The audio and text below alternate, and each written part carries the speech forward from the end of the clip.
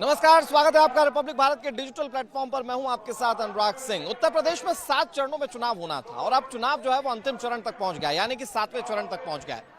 बात अगर 7वें चरण की जाए तो यहां पर पूर्वांचल के तमाम जिलों में इस बार इलेक्शन होना है। आपको बता दें 9 जिलों की 54 सीटों पर इस बार मतदान होगा और ऐसे में जनता को यह तय करना है कि क्या पूर्वांचल, जिसे बीजेपी का गढ़ कहा जाता है, वहां पर भारतीय जनता पार्टी इस बार भी बढ़त बना पाएगी। जाहिर तौर पर जब चुनाव की बात होती है तो पिछली बार के मुकाबले तमाम चीजों के इक्वेशंस को खंगालने की कोशिश की जाती है। अगर पिछली बार के इलेक्शंस की बात की जाए तो इन 54 सीटों में से 34 सीटें भारतीय जनता पार्टी ने जीती थी और तब प्रधानमंत्री नरेंद्र मोदी वाराणसी जैसी बड़ी सीट पर खुद सांसद थे।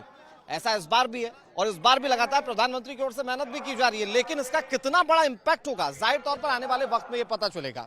आपको ये बता दें कि मेरे पीछे जो आप ये जनसभा की तस्वीरें देख रहे हैं, ये जौनपुर की है। पिछली बार भारतीय जनता पार्टी ने 34 सीटें 54 में से जीती थी और इस बार उससे ज्यादा बढ़त बनाने की कोशिश की जाएगी, क्योंकि कहा जा रहा था कि अगर बीजेपी को बढ़त बनानी है तो पूर्वांचल की तमाम सीटों पर जीत हासिल करनी होगी।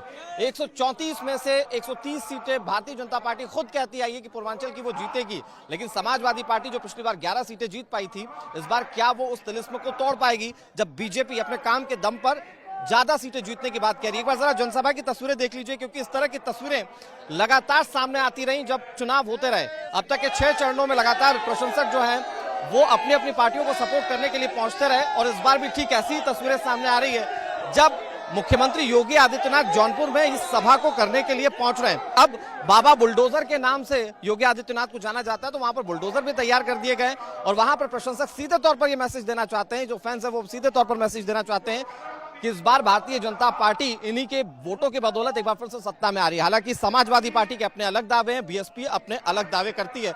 कुल मिलाकर क्या होगा ये देखने वाली बात होगी, लेकिन पूर्वांचल की लड़ाई सीधे तौर पर भारतीय जनता पार्टी की साख से जुड़ जाती है, क्योंकि प्रधानमंत्री नरेंद्र मोदी का संसदीय क्षेत्र वाराणसी है और यहाँ के विकास मॉडल को लेकर ही पूरे चुनाव को जीतने की बात खुद प्रधानमंत्री और खुद योगी आदित्यनाथ करते हुए आए हैं। कैमरा पर्सन अभिषेक के साथ अनुराग सिंह, रिपब्लिक भारत, जौनपुर।